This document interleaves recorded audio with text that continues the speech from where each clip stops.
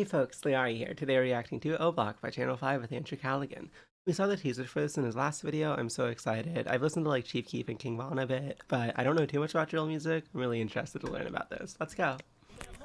I just tweak on it.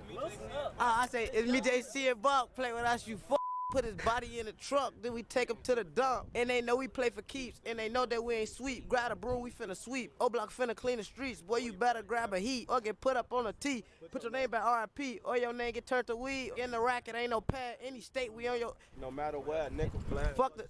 Do the dash, photo, but it's fast. We ain't goofy do that crash. We gon' spin and spin again. We gon' hit our last friends. We gon' show him we ain't playing. We gon' leave him where he stand. He's good. That's really, yeah, that's all I wanna be, successful. Right, big goof ass, man. Check it out. You not gonna give me no 50 back. And now, since you win, you gotta throw up O-Block. How do I do that? Yeah, throw up O-Block. Everybody throw up O-Block. Everybody. We're here in the Parkway Gardens housing development in Chicago, otherwise known as Not O everybody. Block. 24 building complex on the city's south side. It's where Michelle Obama grew up, and it's also where drill music began around 10 years ago. This is Boss Talk. He's been here for a super long time, so he's gonna take us back to the very beginning where it all started. So right now, you in the 44. You in one of the gutters building in the block. This motherfucker be the last building to get cleaned up. Oh, it's a roach. See y'all in the project. See a roach? That's a baby roach. That's gonna get bigger. That's gonna get bigger. A Smoking little the roach and killing the rat. This bitch be dirty as hell. This building be dirty. I'm from this building. Bro, I used to be one of them motherfuckers that piss in the hallway and on the elevator too. I ain't gonna lie. My mom in the bathroom on BDN's one bathroom in here. I'm going to piss in the hallway. Understandable. The buttons on the elevator. I'm straight knuckles. You think there might be pee on it? Spit, pee. And I used to do all type of shit to the elevator. I ain't taking no shit though in here. True that! True that! Come on. Love you, my nigga. Love you too, boy. I'm going to true that. And true that, man. My nigga up in your hood, man. My nigga true that. I ain't like a nigga in years, bro. Hey, everybody, what's up? How's it going with this industry and everything? That's what's cracking like, you feel? GDK. Come on. GDK. Folks came out of the Folks, the youngest GDK member. He invented that shit. To you, like, what is drill music? We started the word drill with our music. Like, let's do a drill. We started that shit. Like, how would you explain drill music to someone who doesn't know? Music that make you wanna kinda get outside and go just be outside, you feel what I'm saying? Make sense? Yeah. You get on going? Yeah. So yeah, it turn you up, it give you adrenaline. Drill music is something that, I mean, in the grander scheme of things, you could see it as, you know, a hyper-violent offshoot of trap generally that, you know, sort of like came out of a very specific area. You got a lot of mileage out of that interview. It's violent, but mainly fiction. It's like realistic fiction music. So like, that's why I shot my video 4K Troll, shot it right here in this park. Right here where you standing at, I shot it right here. The lyrics are pretty intense in that song. Grab my Glock, then I grab my mask and hop out, then I blast. But he ain't like, he pulled out his strap and started shooting back. It sound like it's compact, so I got a double back, it's finna crack. Yeah. But it's all entertainment, you see what I'm saying? It's all for like the people. Like, cause like music nowadays is all about like controversial shit. Drama really makes money. Yeah, music nowadays. Sorry, that's so funny. It's like that's probably the same shit people were saying 10 years ago. Music nowadays is all about violence and shooting people. Now it's about drama. Fuck that. I like both. To that breaking news live from Chopper 2, a mass shooting, at least 6 people shot. This all happening at 65th and King Drive in Parkway Gardens. So what was it like growing up in O Block? We had to grow up. We had to really grow up and grow up fast. All that little boy shit went out the window. Everybody around this bitch got PTSD. Everybody around this bitch saying somebody die. You know what I'm saying? So it's like, we had a brotherhood that can nobody come between. We not let nothing happen to none of us. Marlo couldn't even beat up OD. We gonna fuck Marlo ass up, boy. You better not put your hands on folks, boy. Folks them pull a pipe out, hold on. And it's the same way. Like, we got each other, boy. On Old Girl, we ain't got no daddies on BDN. What can you tell us about the year 2011? I think growing up in like one of those environments where you're forced to go up from a young age, it's just so fucking like, it really affects you. It's really hard to like conceptualize that if you're like in like a safe environment from a young age, and you're not forced to like confront with things that you really shouldn't be when you're like 8 or 9 or 10. It's like, or younger. It's not a fun experience. 2011. I experienced like my first friend get killed. My best friend OD, he died in 2011. In 2011, a Parkway Gardens resident named O.D. Perry, which O-Block's now named after, was murdered, gunned down just outside the gates of Parkway Gardens. He was 20. What was one of your favorite memories of you and O.D.? Man, I got a lot of them bitches though. He had this crazy ass dog named 50, bro. On J Money, bro. I was scared of that motherfucker, bro. Like play with the dog. On key down, like, boy, I ain't playing with that motherfucking dog, bro. Y'all tripping. Motherfucker run up on me, boy, bird. Oh, bitch ass on. Oh, right now to this day, I still don't play with people's dogs. I don't give a fuck if that bitch a chihuahua. Bro, get your dog before that bitch die. On game. O.D.'s murder was allegedly in retaliation for the murder of Shondale Tuka Gregory, a rival gang member who lived just a few blocks away on 63rd. He was sad. He was 16, not even. Oh my god. Years of my life, cause I had just had my first child and everything. I'm really like traumatized. Like I ain't know if was I supposed to crash out or fall back. And my mom used to be talking to me like, man, you got a daughter. Don't be like these niggas. Don't die. How many friends do you think you've lost since then? Over 10 dead on this gang. Like 2 motherfuckers a year. I swear to God. Owen Platoon and motherfucking 11. Sherrod and Whitey and 12. You got L.A.N. J Money and motherfucker died in 13. My crowd gone. I gotta hang up on them. I ain't gonna stunt. When it seemed like when folks died, folks' career took off. When Old passed away, folks took that shit to another level. Chief Keef and Dirt. Kind of in the way of the captions. Hey, let this bitch up, you feel me? So it's like. Shortly after O.D.'s murder, a close friend of his decided to make his first song, which would serve as an O-Block anthem, to celebrate the life of O.D. and diss Shondale Tuka Gregory. This friend was named Keith Cozart, a.k.a. Chief Keef. Hit a nigga up on guilt, fuck, I do drugs till I'm dead. O-Block, Rick City, bitch. Middle fingers to Shondale. I get out. On my son, I get out. October 4th, 2011. This bitch get the going up. The block busting, I just got out. I get out, I see Platoon and White. Folks got cocky as hell. I'm looking, I'm like, how the fuck y'all let OD get killed? Platoon put his head down. He like, man, I'm just gonna put it. Daughter upstairs. And I'm in the way of. I take my daughter up. I'm in Icky D them came up there. Deep as hell, everybody coming ate. Happy as hell. Fat Mac and Stu get the showing out. They get the fight. Hey, Fat Mac. You remember I got out of jail? You want Stu start fighting that day? Him and Stu get the fight.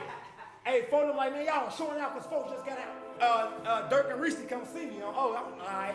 I'm like, I'm feeling love like a motherfucker. I'm damn. Folks don't come rap with me. I'm like, fuck O-Guy. How the fuck O-Guy? You know? Yeah. They rapping with me. Boom, boom, boom, boom, boom. We talking all us and that bitch crying now. I'm like, damn. I just got out. We all crying right now. I'm like, the fuck? Fuck that. We ain't crying. We out here. We get outside. In the next 2 years, Chief Keef would go from a young O-Block rapper to one of the most commercially successful rappers in the world, with hits like I Don't Like and Hate Being Sober.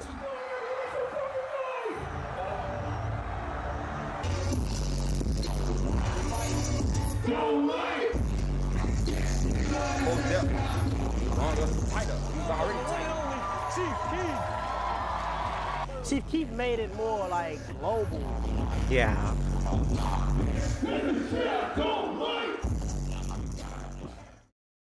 And before you knew it, white America was doing the hokey pokey to murder music and unknowingly singing along to the anthems of an actual gang war playing out in real time. For a year, the conflicts of O-Block were a mystery to the general public. That was until one man came around and exposed the inner workings of Chicago's gang war to the world. So 2010, 2011, I'm in college and I'm doing commentary about hip hop. I had some hot takes about like Kanye and Drake and stuff like that at the moment. So I was kind of gaining an audience. And I remember when the drill scene popped off, and I remember doing a video on Keef, and I was like, I love the music. So I'm reading the comments and everyone was like, yo, you're not telling the full story. Okay, because like I'm going in there and I'm doing a quick video and I'm like, yo, all his ops is dead. You know what I mean? He's dissing them, it's over. You know what I mean? Like these guys, we don't even need to know their names. And everyone was like, well, no, they're not dead. And actually the guys who he's dissing, just killed his guys. They were talking about people like Lil J. Screaming fuck OD. They were talking about like the FBG gang. Nigga, fuck T-Roy and OD, them dead bitches. I'm like, yo, nobody knows these people, like respectively, because they don't have a hit song. Chief Keef is going crazy with hit songs. So I made this page called The War in Chirac, and I started covering basically just constant feuds that were happening. It's your boy DJ Academics, and now information has come to my attention. Now y'all know I call Lil Reese the Chirac Grim Reaper. Well, pretty much because every time you look through his mentions, you see a bunch of dead niggas. CBS Chicago is reporting that a 15-year-old boy, aka Little Nick from 600, was shot multiple times, and then he was brought to a hospital where he was pronounced dead by the Cook County medical examiner. At least he died doing what he loved best. Someone actually told me that these guys actually keep score on killing and coonery within Chirac. The most valuable coon is probably a legit award. The war in Chirac never stops. The coonery never fucking ends. Make sure you like, subscribe, and share. His War in Chirac series went viral, and the fans are now aware of the ongoing Chicago gang war, particularly as it pertained to the rappers involved. How many people do you think have died in the war in Chirac? Thousands. This past weekend, at least 52 people were shot, 8 of them killed. In the following years, between 2011 and 2020, 5,518 people were murdered in Chicago, to the amusement of self-proclaimed Chiracologists, who created a Reddit page, which now has over 175,000 members. But I'd never seen a place where life was valued less than Chicago. To this day, I've never been to Chicago because of that. I feel like things bad everywhere. Things just bad in Chicago because like this shit came like a movie to people. Like when it first got famous, people started like, it was like we was characters. Like, damn, like you got me look like an assassin. Drilling itself is an energy that once people latch onto that shit and you become invested in the story, it's like a soundtrack to a movie, and it sounds bad to say, but it's a soundtrack to a movie that you're watching live. You know, I'm looking at this not like on some voyeuristic, like, yo, oh shit, this is like entertaining. I'm like horrified. What I try to do is satire, hoping people could look at them and be like, that looks ridiculous. These dudes, like, they're disgusting, right? People took it and they ran with it. Everything I thought that people would be like, yo, this is some sick shit, they loved. We have a bloodthirsty audience, especially in music. The more people die, when someone gets locked up, their streams are through the roof. Music sales, going through the roof. Trust me. I was a driving force in getting some of these guys, other than Keith, eyes and attention and ears to some of their stuff. Did you feel responsible for like inflaming tension on the streets by covering things? Hell no. But let me tell you this, accountability is hard to take, man. They say, yo, well, you gave people nicknames. And when you gave someone a nickname of Grim Reaper, some other guy is going to start killing more to try to get that nickname. And I'm like, I don't believe I caused any murder. But if my videos, because they were popular, instigated any two parties, I'll take blame for that. But motherfucker, if you picked up the gun, I'm not taking blame for what you did, right? When I started covering war in Chirac, niggas was dying every day already. I was on Twitter watching people bleed out, and I was like, I can't believe this is, like people getting shot like dogs, bleeding down, everybody filming it. And then you go on social media and everybody saying, I'm smoking on the pack. So you gotta take blame for you doing that. The parents gotta take blame for not being in the kid's life. The cops gotta take blame for them basically just like throwing their hands up in the air and saying, let everybody kill each other. Like these motherfuckers that like, everybody wants an easy scapegoat. I do think, like, I don't know much about Academics. I've heard of him before, but I don't really know his content. I've never watched it. But, like, if you're not talking about, like, the systemic and infrastructural issues, then you're kind of missing the point. Like, you can't blame one specific person. You can blame someone for inciting stuff and making it worse than it is. And I don't know if that's what happened here, but yeah, like, there's more relevant things to point at. Stop acting like a bitch ass nigga and just fight, bro. Leave the pipes alone, fight. Oh, it's so fucked up now. It's like a 12-year-old just said, I'll pop you. So another 12-year-old. You like, bro, just fight him. Why do you think that happens? Because yeah, motherfucker think it's about being a shooter or a killer. Music played a part. But music won 100% why everybody doing this. It's your fucking mama and your fucking daddy. You get what I'm saying? It's your mama and your daddy, bro. It usually be your environment, but it's your mama and your fucking daddy. It's about how you getting raised, blood. Like, raise your fucking kids right. Oh. I don't think it's drill music at all, I promise you. If we was to take drill music away right now, and it be regular hip hop, it's still gonna be the same type of violence. Everybody wanna be a character now for the internet. On social media, beefing, making threats, making crazy comments, like going on live, you know, it's like, you know, waving the gun in the fucking camera. You know, it's like, it's almost like a competition to see who can push it the furthest and get the most attention. Because, you know, there is a fair amount of clout chasing, and, you know, that is a toxic element. In that way, do you think that drill is like bad for society? No, because the thing is, like, the realities of what is being discussed in that music was there before the music was there. The music is just an expression of that. It's just a reaction to that. Like, when you're talking about inner city gun violence, you're talking about poverty, you're talking about poor education systems, you're talking about, like, low access to food, you're talking about low economic opportunities. Those are the kinds of solutions that you would need to apply to that situation. If you could go back in time, would you make War in Chirac again? You know, I've grown. Was it appropriate? Probably wouldn't do that again. I wouldn't do it again just because I think we're dealing with mental illness in Chicago.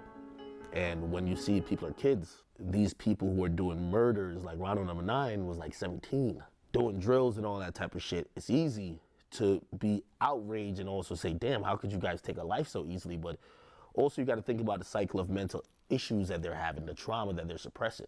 After the success of the War in Chirac series, Academic's formula was replicated hundreds of times, creating a concentrated YouTube algorithm that turned gang drama into an online mega industry. One of the channels in this algorithm is called No Jumper, which is quite different from the War in Chirac, but nonetheless features many interviews with gang-related rappers. Do you even know about gang shit when you first moved to Florida? When did you actually become a 5'5" Crip? You are widely known to be associated with the Hoovers. Some of the dudes who got caught up for this murder are like actual rappers who have videos out with many, many thousands of views. Again, like you say, a lot of the stories are hypothetical, but in this one, you actually mentioned that a specific rapper from Chicago called a girl 6 times while you were hanging out with her. Right, it just ran. You see what I'm saying? The shit just become, man, you know. So I went on the podcast and spoke to the host, Adam22, about the ethics of producing monetized gang content. Do you think drill music is bad for society? Yeah, definitely. How come? Because people are in gangs killing each other and making songs about it and making it sound super cool. And even me as like a 38-year-old fucking white man, I listen to it and I think that it sounds kind of cool, and I struggle with that. But definitely I think it's probably, as much as I like listen to it, it's probably got to be a net negative for society, right? Just the romanticization of violence in general. Do you think you help make it look cool? I don't know. I feel like when they're on a beat with a fucking 808 going crazy and they're able to like rhyme and make less sense, that probably is like when it sounds coolest. Because they don't really talk about that in interviews, right? I mean, most of like all the Chicago like gang members or whatever, it's like the amount of like street shit you're gonna be able to get them to talk about in an interview is pretty minimal in comparison to the stuff that they're essentially saying in their songs. It just must be crazy because like you talk to so many people who like have died recently.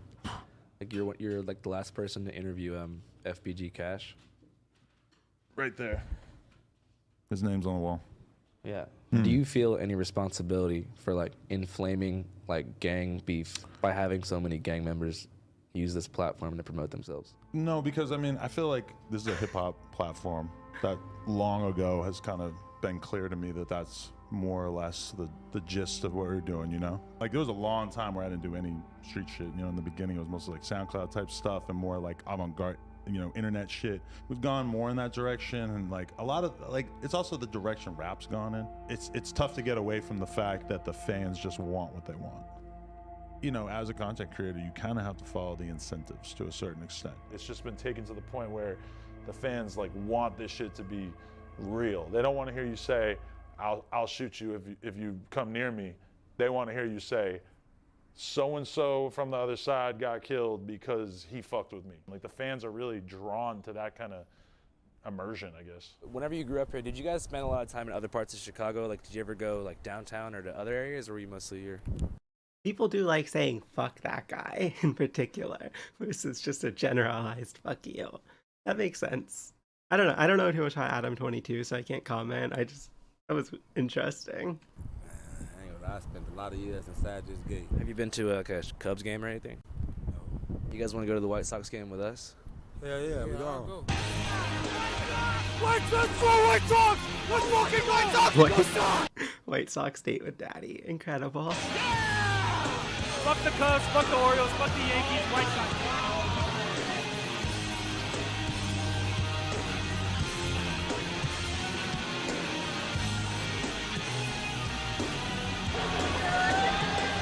White Sox! White Sox! White Sox! White Sox! White Sox! White Sox! White Sox!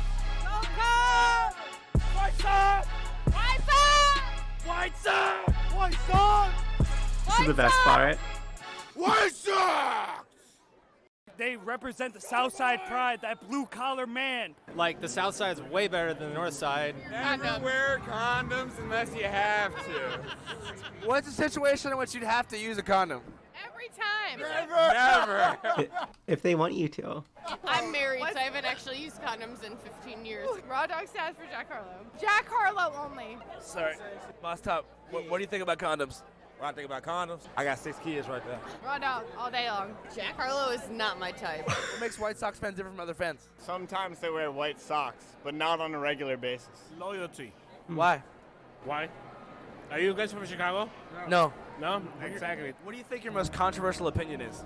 Like, what do you mean about that? For example, I believe that aliens have visited the United States of America. Nice. So do I. I also believe that the Earth is not round. I also believe that Actual the flat government is earther. hiding out a ship from us. I also believe that the government has taken over our country. And like, you think the Earth is flat for real? That's deep. The government's in control of the country. Huh? You think the Earth is I flat? mean, we have ideology, right? We have ideas. So, like, who are we to judge? White Sox hamburgers, Comiskey dog, right here. We got 2 patties, 2 scoops of cheddar cheese, and we put the pico and dagaya on top. Say it ain't so, Joe. Hamburger, hamburger, hamburger, hamburger, hamburger, hamburger. What's your biggest fear in the world? Hot dog, hot dog, hot dog, hot dog, hot dog, hot dog. How do you feel about the rapper Yeet? He's alright. Can you name 5 songs? Turban, mad about that, sorry about that. Money is so big, and what's it called? Shit. What's your favorite thing about Yeet? It's the music. What would you say if Yeet was here right now? I don't know. What would you say if you could be digitally connected oh with my Yeet in some God. form? Come on, Yeet, answer the goddamn phone. God damn it. No. We love Yeet. We made it. We actually made it here, guys. Fucking drink to that. We are like the epitome of sperm. We are sperm at its best. You're a philosopher. I consider myself a philosopher, yes. You guys want to hear my whole philosophy? Yes. Oh, shit. Oh, yeah. So excited. You guys watching this? This is my philosophy. You just saw it happen. I didn't know that guy. I could not associate with him of any particle of my own being, but I let him go through because he's a fellow human being, you know. So his agenda, you got to consider that. And he wanted to go through. It wasn't like negatively imperative to me, so I let him through. That's what I think we should all do, you know. Try to fucking make it better for everybody, if you can. Different team might be the same team in the long run. We don't know. Might be different teams right now. Could end up being on the same team, but you know, right now he's not on my team because I don't know who the hell he is. But we're both at the Sox game, so I guess we're not on the same team in that sense. Honestly, true. I need y'all for that documentary deal for sure. For sure. I'm definitely do it. I'm really push out a tune.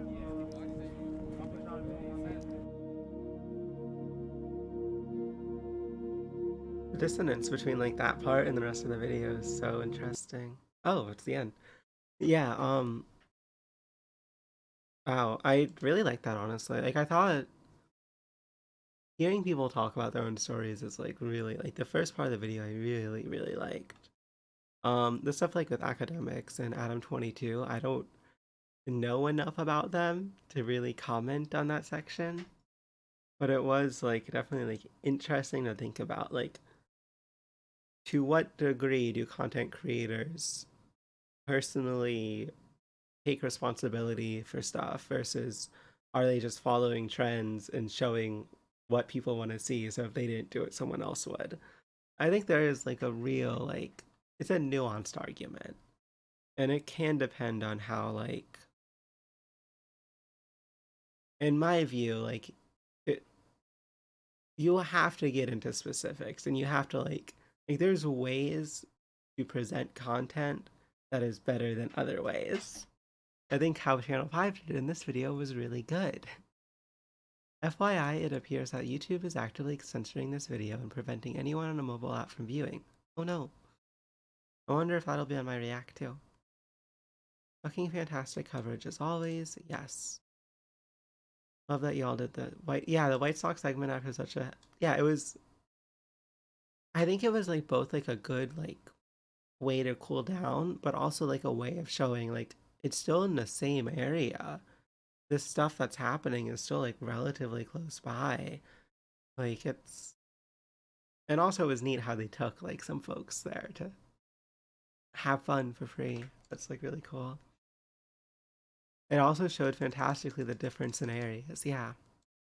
Like it was dual purpose, I feel like. It was really interesting. I love this channel because it's refreshing to see American people of all walks of life actually be respected as people instead of just statistics. Empathy and understanding are hard to find nowadays, but they're so necessary for this country to move forward and become a better place. And I'll say also, like, something that a fair number of the folks in O Block, like, criticized was, like, the mothers and fathers of the community for raising their kids like this. And I do think, like, it's another, like, to a degree at least, it's another thing where you're kind of missing, like, a greater problem. Is like, they were probably raised like shit too. And why were they raised like shit? Probably because, in part, of like the unequal assistance or also social perception you have as a black individual in America. Um, yeah, like, I think it's fair to say that the effects of being like as a demographic less well off than other folks because of the ramifications and the current continuation of racism is like something you can definitely point to as a huge factor in why you get such horrible situations where like dozens of people die in Chicago a week, or at least certain weeks. I don't know if it's every week. I mean, given that it was like 5,000 in 10 years, I guess that's not every week. I'm not going to do mental math. I know Andrew has been having difficulty figuring out how he wants his documentaries to be. I think this shows great use of both the serious side and the funny side of the world. Keep up the great work. Would love to see more with the same style. What makes you think he's having difficulty? Lewis, he's spoken about this issue in interviews and podcasts. That's something he admits openly about, dude. I haven't watched his podcast. I really should. I feel like my interpretation of that is just like it's hard to like know which, like it's hard to do news in like a good way, and it's also hard to balance like the serious and the funny side when there's a lot of serious shit happening, but you also have an audience who, just like Adam 22 and just like academics, a good portion of the audience wants to see the crazy shit, and they don't care about the lives necessarily in the serious part. I love how Andrew takes people with him outside of their comfort zone. I feel like that actually helps people. Man, yeah, like I do think the way that like Andrew like gets people from his other videos to like come back and like interact with each other and stuff, it's all really interesting. Do you really think the earth is flat? I mean, who are we to judge? So true. That is so good, even for someone who's not interested in the history of this type of music. Documenting it is just too well put together. I was interested, so I can't really comment on that. This vid is peak Channel 5. Yeah, I think it is. Like, if I was like showing someone like what is Channel 5, this would be one of the videos I recommend for sure. It's, yeah. Honestly, can't even Wait. You can really tell that this was a passion project for. It was really like the entire video was pretty like serious. Like usually he blends in more humor into the opening segments and stuff, and like there was, but like there really wasn't much. There was really just people like explaining their story and struggles. No limit how far Andrew will go for good journalism. Damn, I grew up right outside the West Side, and these guys at drill were coming up when I was in high school. It was always crazy to me hearing these violent stories about people who were basically my age and how they were living this life just a few miles from me. Really sad what has continued to occur, and largely due to economic destruction of those areas. Yeah, no, it's like an awful cycle.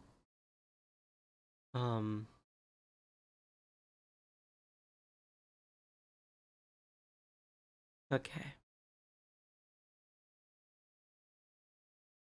I really appreciate the genuinely positive and human spin you have been putting on topics. While it is funny to interview clowns clowning out, taking the give them enough rope to hang themselves approach, and understandably all topic needs some levity at times, it is so important to display the underlying humanity involved, show the flaws and faults and fears that we all share, similar but unique as they are. In particular, I love how your approach cuts away at the idea of celebrity by bringing popular figures back down to a grounded level. The fans can hopefully break down their parasocial elevation of people and see it for what it is. It's that kind of stuff that will separate you from the clout and reaction-based content that is essentially all hype and no substance. I mean, I hope that my reacts have like a slight degree of substance, at least some of them. Definitely get what they're saying. Yeah, Channel 5 consistently makes really good videos that cover like really important and meaningful topics, and I really like them. And I keep on watching them whenever they come out. Thank you so much for watching, folks. I hope you have a good rest of your day. Also, I can't wait. One second. I accidentally pressed the back button at some point. Oh my god. The back button on my mouse, and I had to let go of it. Okay. Thank you so much for watching, folks. I hope you have a good rest of your day. Bye. Hey folks, thank you so much for watching. Remember to like the video, subscribe on YouTube, follow on Twitch, and have a great rest of your day. Bye.